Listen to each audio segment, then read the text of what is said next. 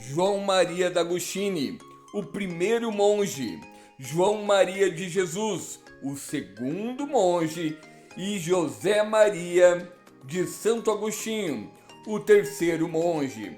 No episódio de hoje da Guerra do Contestado, os 3 monges que passaram pela região contestada, pelo meio-oeste catarinense.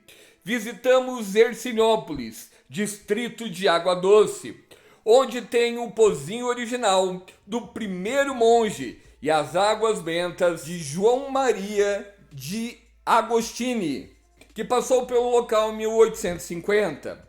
Também a cruz original do segundo monge, na localidade de Rio das Pedras, distrito de Videira, onde passou João Maria de Jesus. Ele passou pela região entre 1897 e 1908, até o seu desaparecimento. E por fim, o terceiro monge, que já falamos nos outros episódios, José Maria de Santo Agostinho, está enterrado no Irani, após ter sido morto na Batalha do Irani. Embora muitos confundam os 3 monges, cada um passou pela nossa região em tempos diferentes e cada um teve a sua importância e suas peculiaridades. O Minha Água Doce apresenta mais uma série documental inédita, em parceria com a escritora Alzira Escapim. Série documental Videira, 80 anos de história. Estas importantes empresas da região apoiam esta série cultural e histórica. No episódio de hoje, você vai conhecer os 29 mandamentos da natureza do monge João Maria d'Agostini. Estamos aqui em Água Doce, nos campos de Água Doce, região do Herciniópolis, onde em 1850 passou o primeiro monge, o monge João Maria d'Agostini.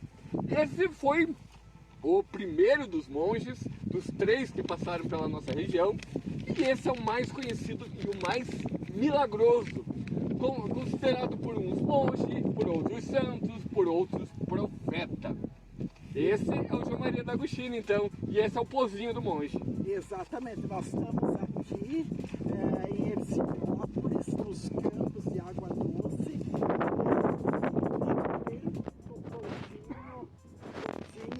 do João Maria de Agostini, o primeiro monge do contestado. Esse monge, ele é considerado o mais milagroso, o mais sábio e o que mais tempo andou pela região. O monge João Maria de Agostini, ele nasceu em Cisano, o nosso primeiro monge, na região do Piemonte, na Itália, no ano de 1801. E ele chegou ao Brasil pela Amazônia peruana, lá em cima, daí ele desceu até o Pará. Do Pará ele veio foi para o Rio de Janeiro, do Rio de Janeiro para Sorocaba e de Sorocaba para o sul do Brasil. Nós estamos ao lado de uma réplica do quadro de João Maria, do monge João Maria de Agostini, curando um enfermo.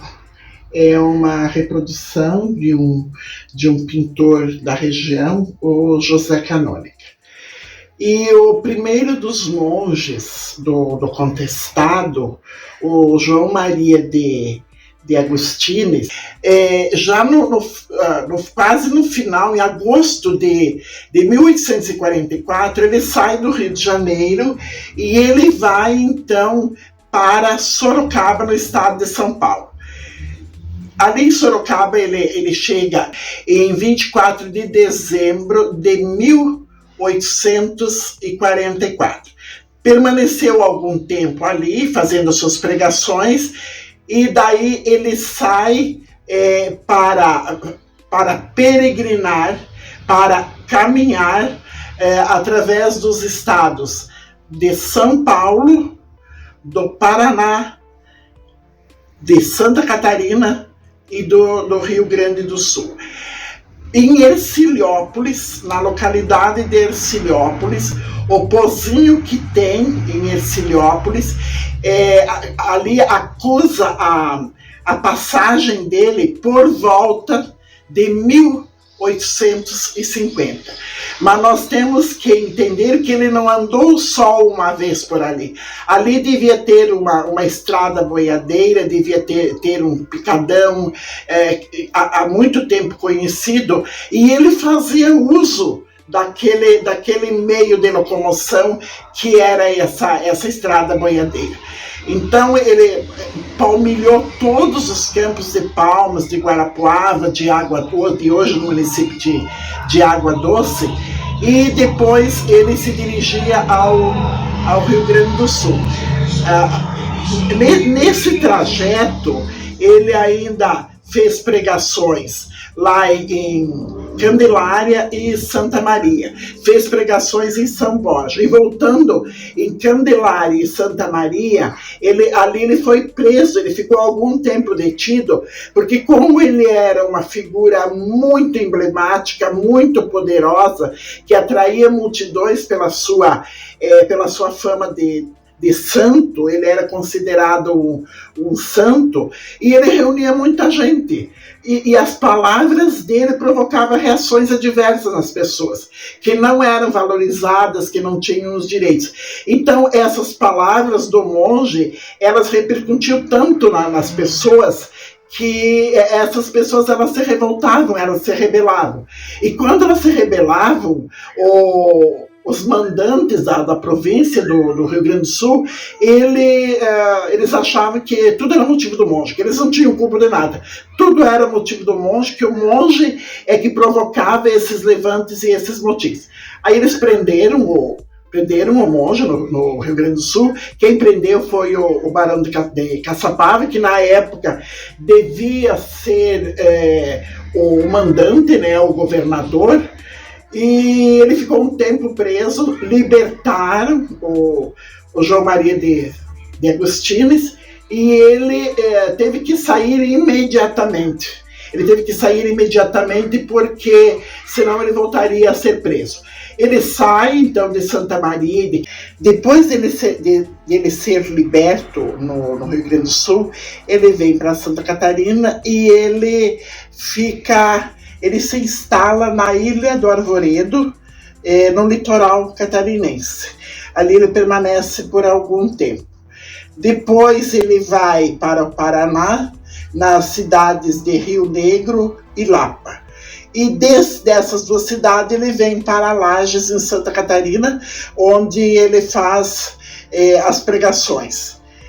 De Lages, continuando as andanças intermináveis, ele volta ao Rio Grande do Sul, e lá em São Borja ele se estabelece durante algum tempo e nos arredores da cidade, e na noite de Natal ele é convidado para fazer o sermão da missa que se celebrava então. E durante a missa, quando ele estava na prática da homilia, ele defendeu o fim da escravidão perante a comunidade, com a igreja cheia, e ele defendeu o fim da escravidão, e ele defendeu que a elite, as pessoas da elite da região não deviam fazer o aprisionamento de crianças indígenas que eram empregadas depois, usadas depois nos serviços domésticos das propriedades.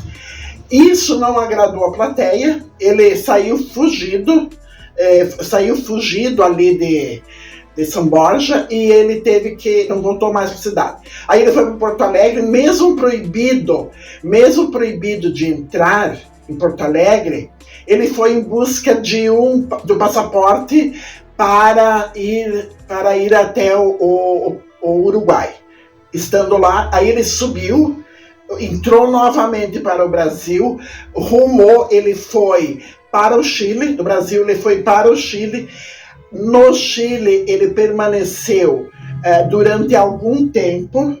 Durante esse tempo, ele traduziu a Bíblia para o latim, a Bíblia do latim para o espanhol, e terminado esse trabalho, em 1857, ele segue então para a Bolívia, ele segue para o México, Cuba, e depois ele entra nos Estados, ele vai até Quebec, no Canadá.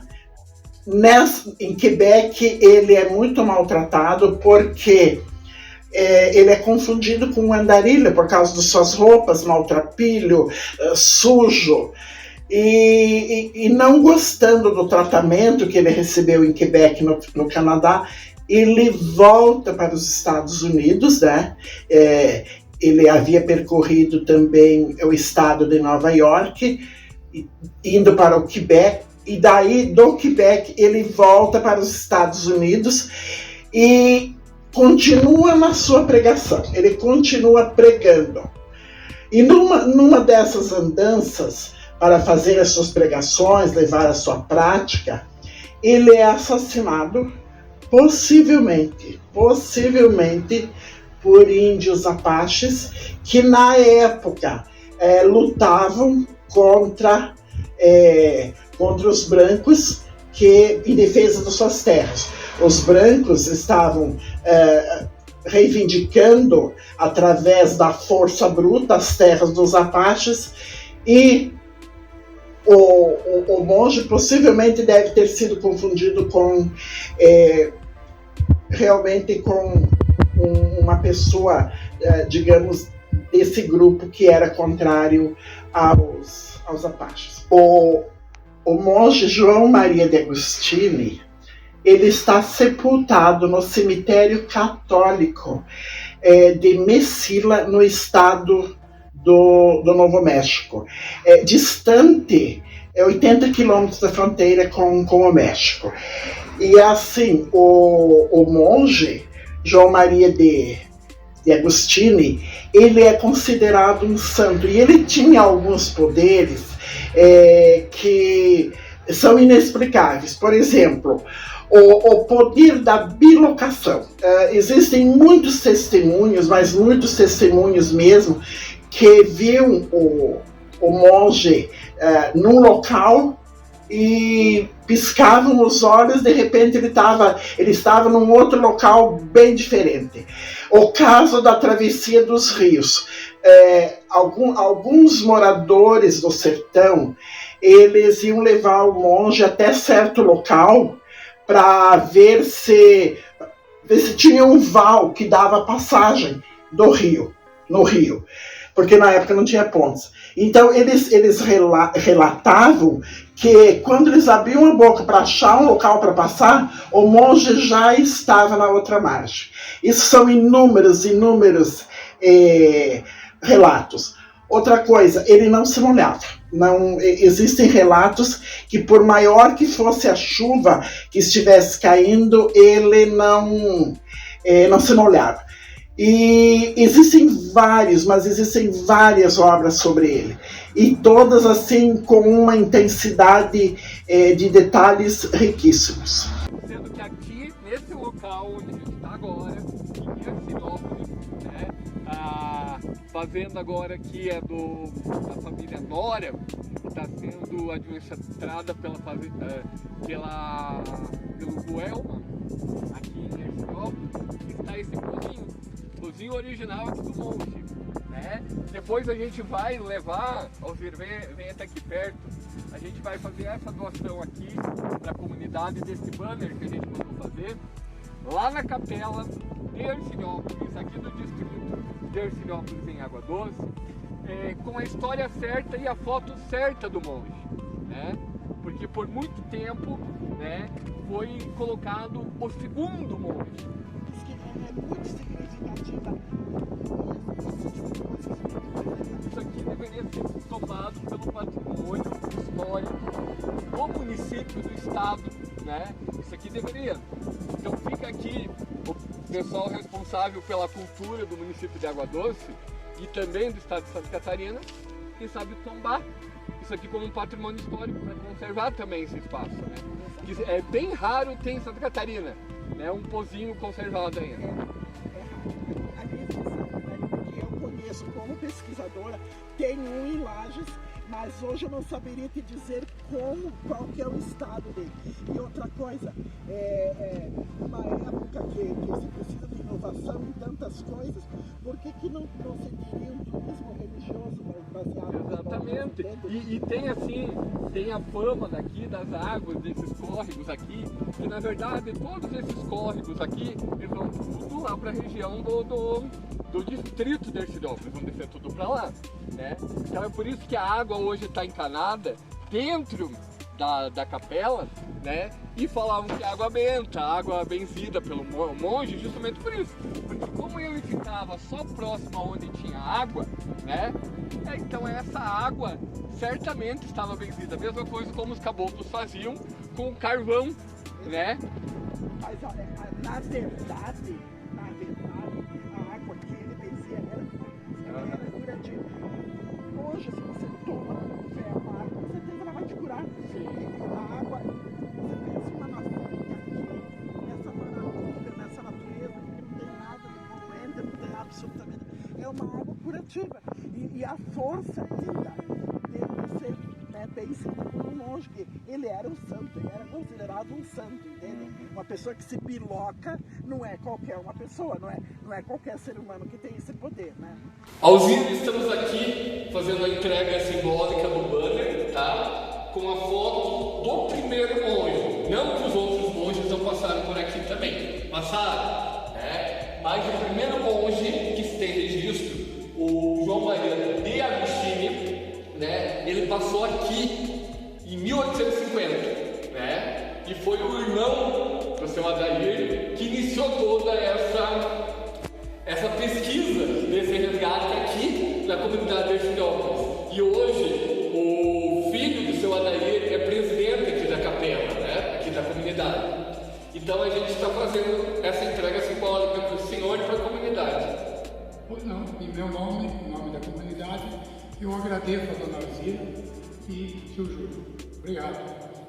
A gente é uma homenagem porque nós tivemos lá no cursinho hoje de manhã e o senhor sabe que é um dos únicos locais de Santa Catarina que tem uma coisa preservada da passagem do João Maria de Agostini.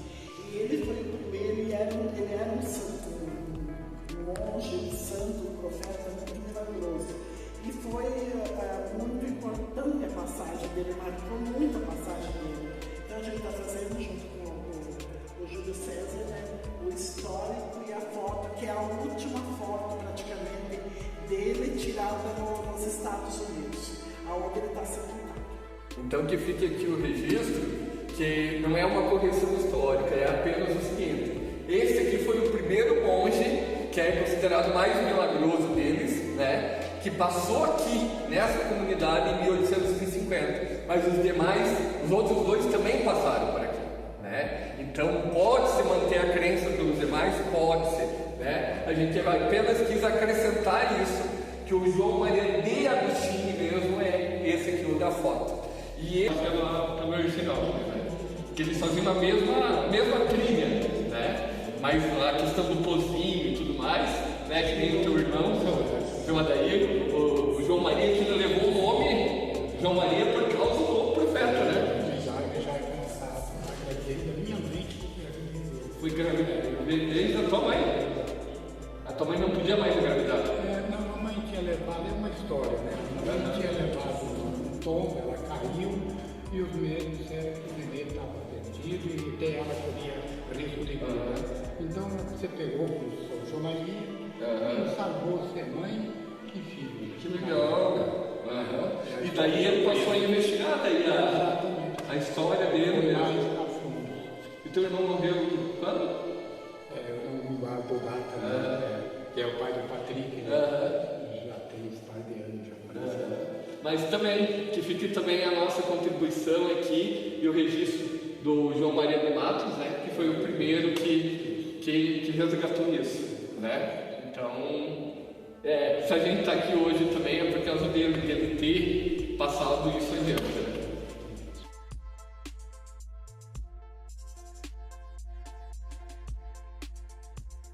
Aquele tocinho lá que a gente foi lá ver todos os mandamentos dele. Sim, já foi. Então, Vamos agora, Alzira, a algo inédito, tá? Sobre o monge João Maria D'Agostini. Os 29 mandamentos do monge, tá? Isso certamente você não viu em lugar nenhum, tá? Pela primeira vez você vai ver realmente os mandamentos escritos pelo próprio monge. Sim, pode chegar mais perto, ó. Monge João Maria D'Agostini, Deus do contestado. A terra também pertence aos que ainda estão por nascer. Nossa, muito legal isso aqui, ó. Então, esse livro, ele foi publicado em 1999 e os mandamentos, eles foram compilados pelo capelão Emídio Conceição, e quem publicou através de duas fundações foi o procurador de justiça, o Dr. Ramon Sordelzoski. E esse livro, ele tem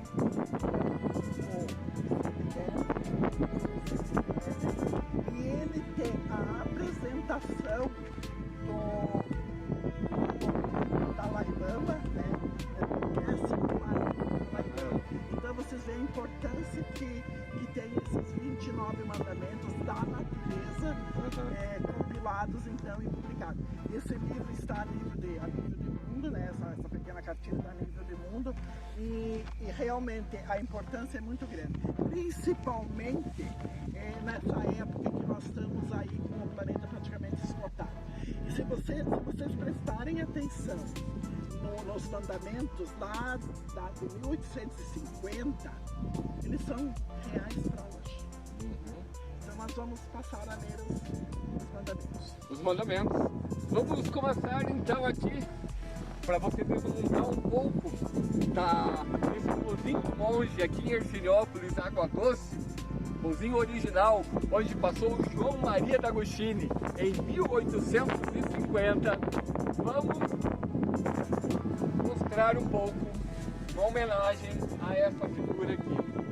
Essa foto original, tá, do monge foi batida lá no México, essa foto, tá?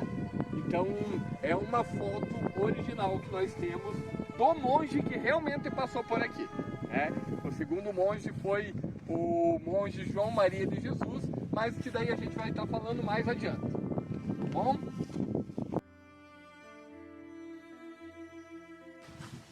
Primeiro mandamento: não se deve queimar folhas, cascas de árvores, nem palhas das plantações que dão alimentos. O que a natureza dá emprestado, ela quer de volta. Segundo mandamento da natureza, do monge João Maria D'Agostini: é errado jogar palha de feijão nas encruzilhadas. É o mesmo que comer e virar o coxo. A terra se ofende.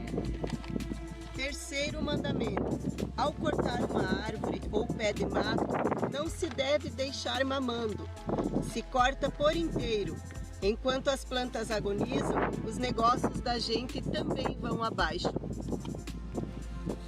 Quarto mandamento: quem descasca a cintura das árvores para secá-las, também vai encurtando sua vida. Árvore é quase bicho, bicho é quase gente. Quinto mandamento: as casas e as propriedades de quem incendeia as matas um dia também hão de virar cinzas. Sexto mandamento: a terra é nossa mãe, a água é o sangue da mãe terra. Cuspir ou urinar na água é o mesmo que escarar e urinar na boca de sua própria mãe. Sétimo mandamento: o pai da vida é Deus, a mãe da vida é a terra. Quem judia da terra é o mesmo que estar judiando da própria mãe que o amamentou. Oitavo mandamento: quem não sabe ler o livro da natureza é analfabeto de Deus. 9º mandamento. As horas de chuva são as horas de Deus. É quando a mãe natureza vem trazer água para os filhos da terra. 10º mandamento. O cavaleiro que passar perto de uma lagoa ou cruzar uma corrente d'água e não der de beber ao animal, morrerá com a garganta seca. 11º mandamento. Bicho do mato é filho da natureza. Só se matam os danosos. 12º mandamento. Bicho do mato não traz marca de gente, pertence à mãe natureza. Quem caça por divertimento, caça o alheio. É criminoso, será punido. 13º mandamento. Não permita que seus filhos matem passarinhos. É malvadeza. 14º mandamento. Não se chama nomes feios à criação. Ela obedece o instinto que é a linguagem da mãe natureza. 15º mandamento. Quem encilha animal com manta no lombo, cuidado com as costas. 16º mandamento. Não se tira leite sem deixar o peito cheio ao terneiro. 17º mandamento. Não se tira mel sem deixar alguns favos para as abelhas. 18º mandamento. Rogar pragas é chamar o diabo para si.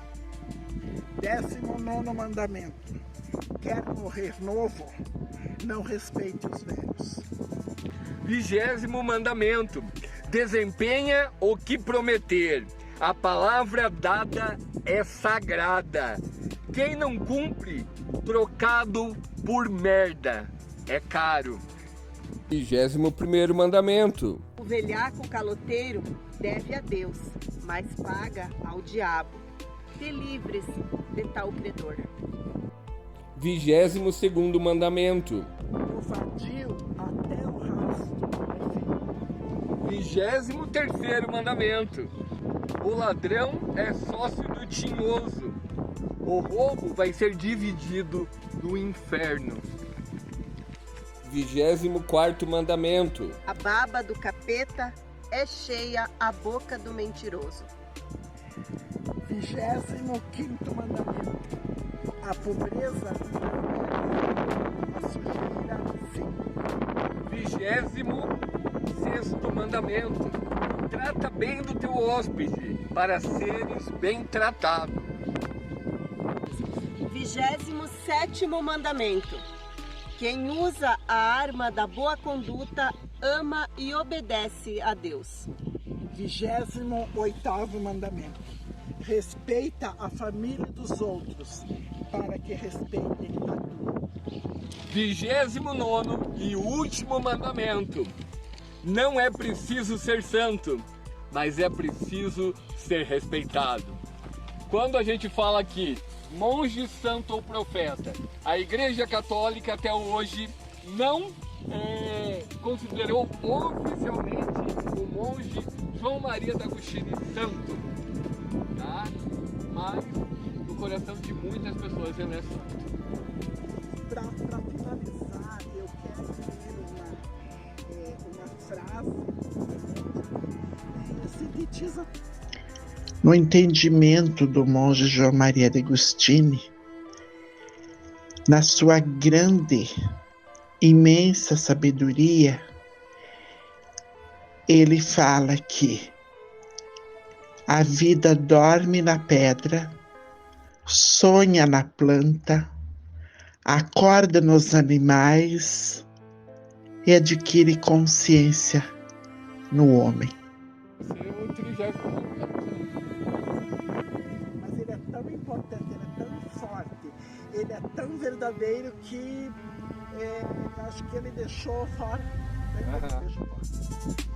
Então esse pouso que tem em água doce, mais precisamente distrito de Hercilópolis, ele tem um valor histórico imenso, mas um valor histórico imenso.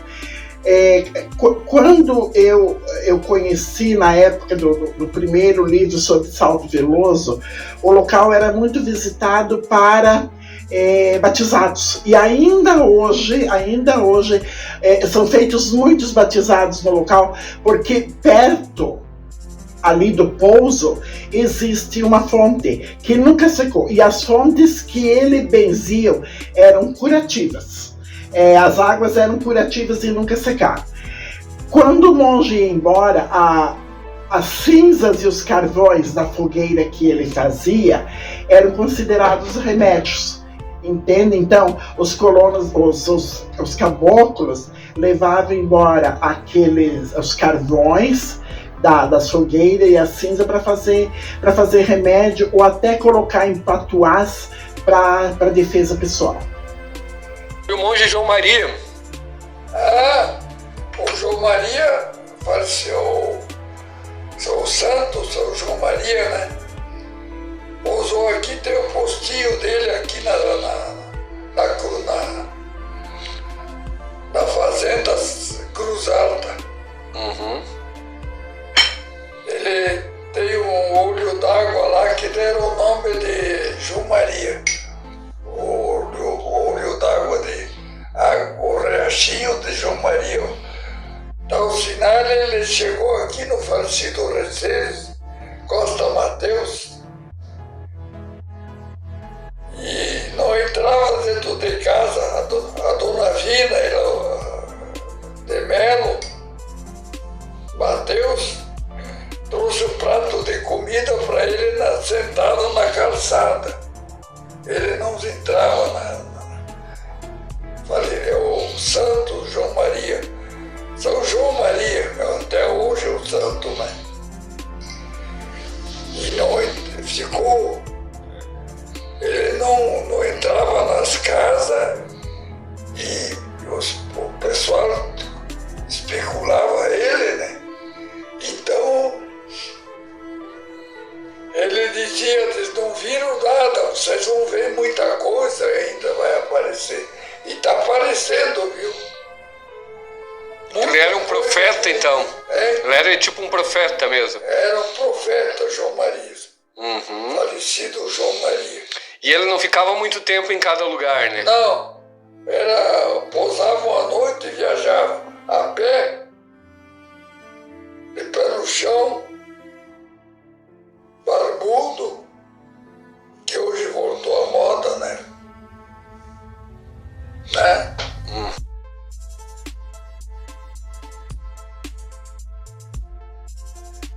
Estamos aqui perto da Goiás, nós estamos caminhando bem pertinho daqui, e essa aqui é a vassourinha do monge.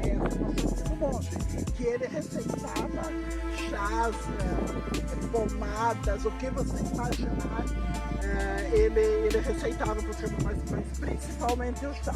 Ela tem muitas propriedades curativas. Era um dos principais chás que ele receitava. Bom, pessoal, e tem aqui, ó, estamos aqui em Hercilópolis, bem próximo ao povinho do monge, e aqui a gente vai mostrar aqui, o pocinho do monge, né? Aqui nós estamos aqui no córrego, gente. Aqui, então tem córrego que passa tudo aqui. E essa água, ela vai desembocar tudo lá no Hercilópolis, lá na sede.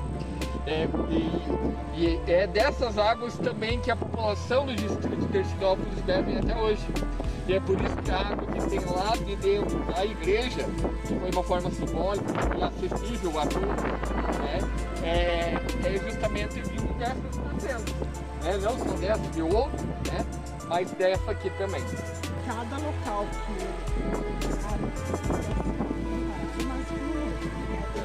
ele chegava, já se reunia assim,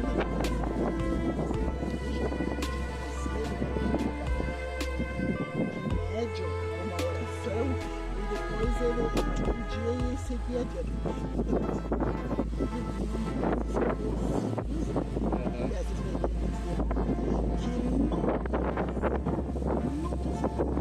Desde que ele nasceu, nunca se acaba. Uma poderosa consistente. Olha lá, esse parte lá é água corrente. Tá vendo? Água corrente.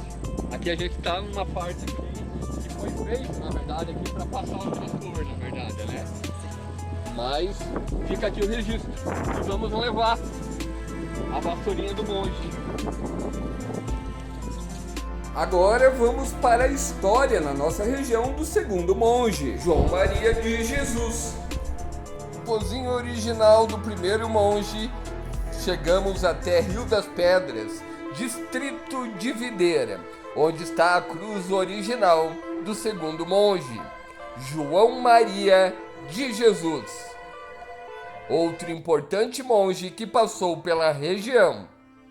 Estamos ao lado de uma cruz que ela foi plantada pelo segundo monge do contestado, o João Maria de Jesus. O nome dele era Anastácio Marcaf, e ele dizia para as pessoas com as quais conversava que ele havia nascido no mar, provavelmente numa viagem de imigração de seus pais rumo a Buenos Aires. Nós não temos uma data referente a essa cruz, né, a colocação dessa cruz aqui no local. Nós estamos na localidade de Rio das Pedras, no distrito de Rio das Pedras, no município de Videira. Nós estamos na localidade de Rio das Pedras, distrito do município de Videira, e esse local onde está plantada a cruz de João Maria de Jesus e existe o cemitério do contestado, ele é tombado pela prefeitura, pelo município de Videira, e ele também é mantido, é feita manutenção pelos funcionários da prefeitura.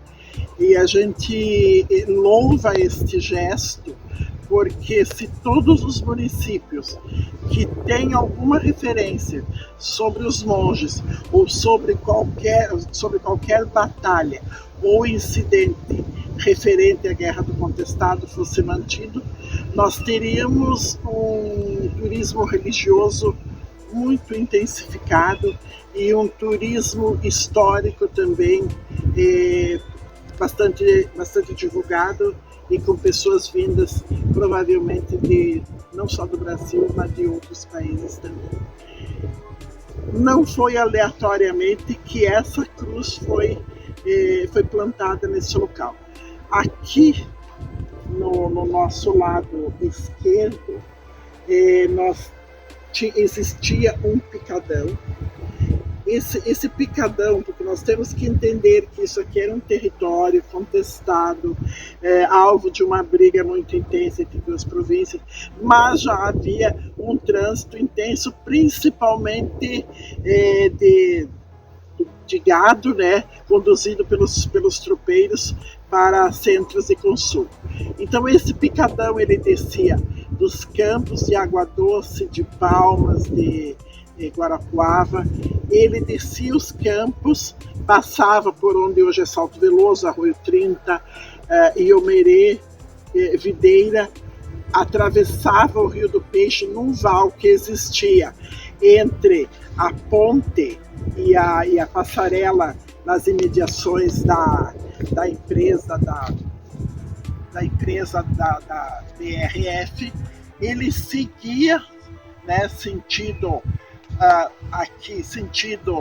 Campo da Dúvida e Butia Verde, que hoje é Fraiburgo, e ali ele se bifurcava. Então, um picadão seguia rumo Abutia Verde e Campo da Dúvida, e outro descia, passando justamente aqui em direção a Rio das Antas, Caçador, e obviamente seguindo adiante. Então, como ele era um monge errante, um monge andarilho, ele andava muito nesses picadões. E aqui, certamente, ele escolheu esse local para que existisse uma cruz colocada por ele. E nessas cruzes aqui, o que acontece? Ainda hoje existem batizados, né? Existem casais que trazem crianças para ser batizados, outros vêm pagar promessas, porque o monge ele era considerado santo. O monge, o João Maria de Jesus, ele surge pela primeira vez que a gente tem notícias dele na nossa região, colhidas na nossa região, foi por volta de 1897, ele aparece entre os soldados maragatos no Vale do Rio do Peixe. Nós sabemos que no Vale do Rio do Peixe, como era terra contestada, era um lugar excelente para se esconder. Então, quem fugia de uma revolução ou de qualquer movimento parecido, ele vinha se esconder aqui. Então, por volta de 1897. E aonde que era a área de peregrinação desse monge, do João Maria de Jesus? Era parte de São Paulo, o Paraná, Santa Catarina e Rio Grande do Sul.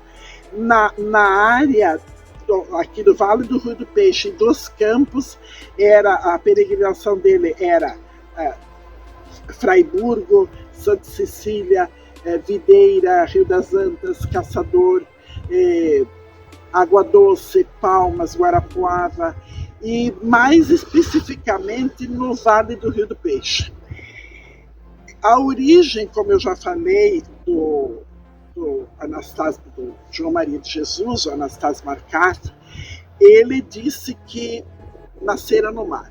Mas em conversa com o Frei Rogério, na localidade de Capão Alto, no município de Lages, ele disse para o Frei Rogério, em conversação, que ele tinha nascido no mar, mas ele foi criado em Buenos Aires. E quando ele era adolescente, ele teve um sonho no qual ele recebeu uma ordem de peregrinar pelo mundo e ajudar as pessoas, auxiliar as pessoas, curar as pessoas, aconselhar, rezar, batizar, fazer casamento, o que tivesse ao seu alcance. E pelo sotaque do monge Frei Rogério, ele deduziu que o mesmo poderia ser eventualmente de origem síria ou francesa. Então, desse local aqui, ele se dirigia a todas as pequenas comunidades que existiam na época. E o que ele levava junto? O monge João Maria de Jesus, ele levava consigo uma pequena barraca, ele levava uma chaleira, uma cuia, uma bomba pro chimarrão, uma panela para cozinhar, aquilo que ele ganhava, porque como ele era errante, ele não tinha vendas também, não tinha comércio para ele comprar. Ele carregava uma bandeira do Divino, com uma bandeira branca, com uma pomba ao centro e um pequeno oratório. Quando ele chegava no local, ele fazia uma fogueira e ali ele ficava preparando fazendo chimarrão, preparando sua comida. E logo se aproximavam pessoas, uma ia avisando a outra, e em poucas horas já existiam 200, 300, 400 pessoas ao redor. Ele aconselhava, ele ensinava remédios, ele distribuía orações. E quando ele ia embora, ele não permitia que ninguém o seguisse, que ele ia sozinho, e também não permitia ajuntamentos. Foi ao contrário do terceiro monge, do José Maria de Santo Agostinho, que permitiu ao redor dele aglomeração, ajuntamento, que foi o que aconteceu na localidade de Itaquaruçu. João Maria de Jesus, ele desapareceu no início do século XX, entre 1906 e 1908. Simplesmente sumiu, desapareceu. Mas para o sertanejo, para o caboclo, como ele era considerado santo, um santo não podia morrer, um santo não morre, um santo não desaparece. O santo, ele é eterno, ele não perece, ele é imorredouro. Então, o que aconteceu na concepção do caboclo, do sertanejo, do morador do interior? O monge, ele era um santo. E santo não morre. Santo simplesmente encanta. Ele encanta, ele fica encantado. E o local que os caboclos, os sertanejos, eles escolheram para o encantamento do João Maria de Jesus foi o Morro do Taió, o famoso Morro do Taió. Para finalizar, a história de Zé Maria de Santo Agostinho, o terceiro monge do contestado. Monge Cova Rasa. O monge aqui, ó, sepultado aqui. O líder espiritual aqui da guerra do contestado. Monge José Maria de Santo Agostinho. Ao monge Cova Rasa, pessoal. Funeral ao coronel, como Alzira falou no seu depoimento. O maior funeral da história do Paraná. Caboclos e soldados numa vala. As valas dos 21 que acabamos de ver, pessoal. Como lixo a granel. Pessoal, só quem realmente desconhece a história da Guerra do Contestado pode dar as costas para ela. Porque tudo que aconteceu aqui, diante desse templo ao céu aberto que nós estamos aqui no Irani, é só você vir aqui para sentir tudo isso de perto e perceber que a luta desses caboclos, de todo esse pessoal, dos mais humildes da época, não foi em vão. Foi aqui que morreu o líder dos menos favorecidos, o monge José Maria de Santo Agostinho. Mas aqui também morreu a soberba da época, o coronel, que não permaneceu aqui. Foi pego o corpo dele no dia seguinte e levado até Curitiba. Ou seja, o coronel que não quis aguardar 24 horas para que o monge saísse daqui, aqui ficou o corpo dele também. Teve que ser resgatado um corpo, não mais em vida, daqui no dia seguinte. Ou seja, o monge Alzira, que lá no Taquaraçu já falou, vai ter uma batalha, eu vou estar lutando nela, mas eu vou morrer. O próprio monge que aqui está sepultado, ele previu a própria morte. Disse que iria ressuscitar após um ano. Ninguém sabe se ressuscitou ou não. Mas a batalha continuou. Júlio César, na verdade, se nós pensarmos bem seriamente, ele ressuscitou. Porque a luta continuou. A luta continuou em 1913, 1914, 1915 e terminou em 1916. Então, assim, eles não foram vencedores. Mas eles foram perdedores, mas foram perdedores vencedores. Porque graças a eles, nós sabemos o que aconteceu na época. Entende? Nós sabemos o que aconteceu na época. E assim, as pessoas deveriam conhecer a sua história para valorizar. Porque a história, assim, não faz você cometer injustiças de julgamento disso, priorizar um povo em detrimento do outro. Então eu acho que graças a isso, graças a essa ressurreição dele, é que nós conhecemos essa história heróica desses combatentes. E que nem eu falei anteriormente, hoje existe mais livros nos Estados Unidos e mais interesse na Europa sobre a Guerra do Contestado do que no Brasil. Da história do monge José Maria de Santo Agostinho. Mas neste local aqui passou outro monge antes dele, que foi o monge João Maria de Jesus, e antes dele o João Maria de Agostinho.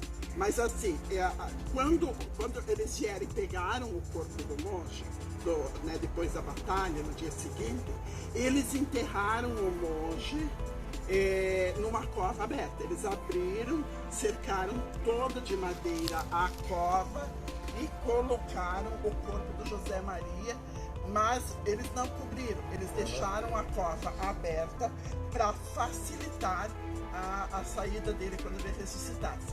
Porque, como ele havia previsto a vinda dele, a batalha e a morte, eles não podiam esquecer disso. E eles, então, obviamente, acreditaram que ele ia ressuscitar. E, na realidade, um ano depois, ele ressurge nos sonhos e nas visões de uma menina de 11 anos chamada Teodora. Ela falava que ela via o monge e sonhava com ele, lá na Taquarussu. Que essa Teodora, ela era neta do Eusébio Ferreira dos Santos, uma pessoa muito conhecida ali na região do Taquarussu. Então, na realidade, ele ressurgiu porque a batalha continuou, a luta continuou e principalmente está na história, que é pouquíssimo divulgado.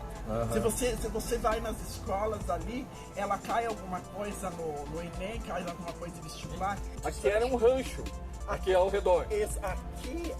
Aqui tudo ao redor, aqui era rancho. Ranchos e algumas casas e tábuas lascadas. Então você vê que na época não existiam serrarias. Então eram casas de madeira lascada e tabuinhas também lascadas. Mas a maioria era coberta, era feita de sapê, de troncos, e coberta com butieiro, E tem os butieiros ainda aqui, né? Com qualquer outro tipo de capim. E daí também com a taquara trançada, né? A trança da taquara. E daí eles faziam o forro, faziam as portas e também nas paredes.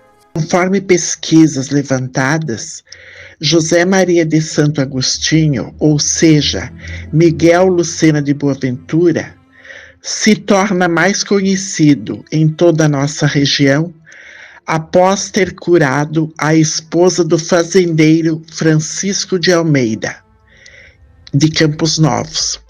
Essa senhora havia sido desenganada por muitos médicos.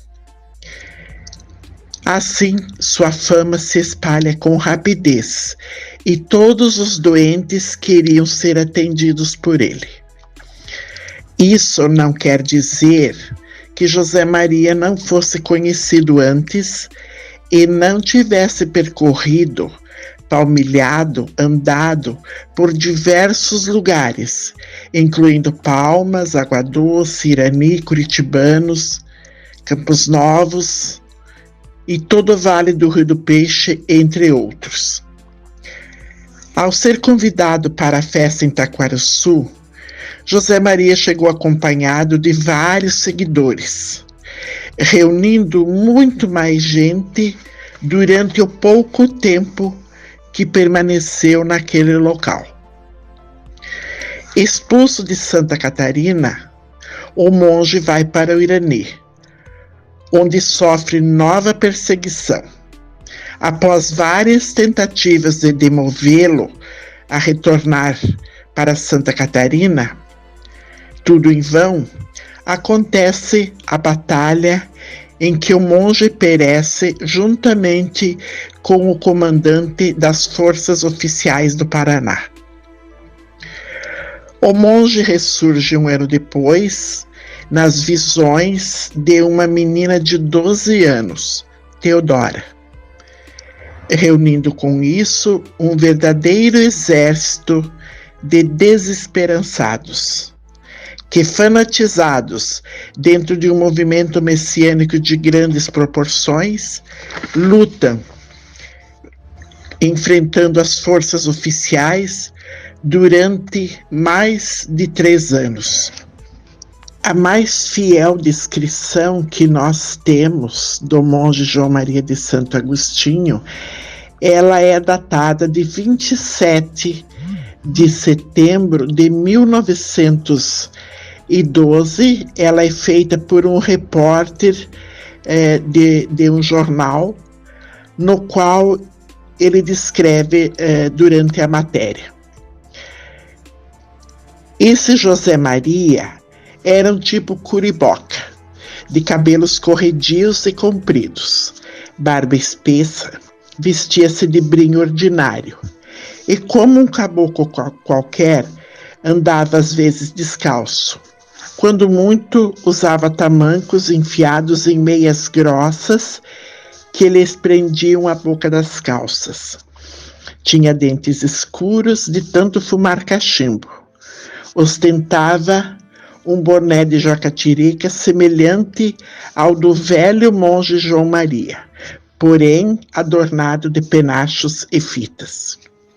O capítulo dos monges na história do sul do Brasil, ele acontece justamente por causa da guerra, porque foi algo tão cruel, foi algo tão devastador, que acabou uma época, acabou um capítulo, acabou um período. Quando a gente imagina que quase 9.000 soldados se reuniram ao redor de um reduto e mataram de fome as pessoas que estavam lá, e a gente tem pouca coisa para falar. É por isso que ela ficou tão escondida durante tanto tempo.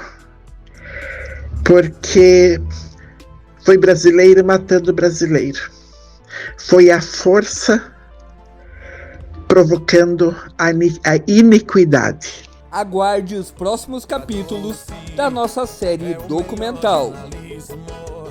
Minhaaguadoce.com.br. Minha água doce sempre dando voz à comunidade.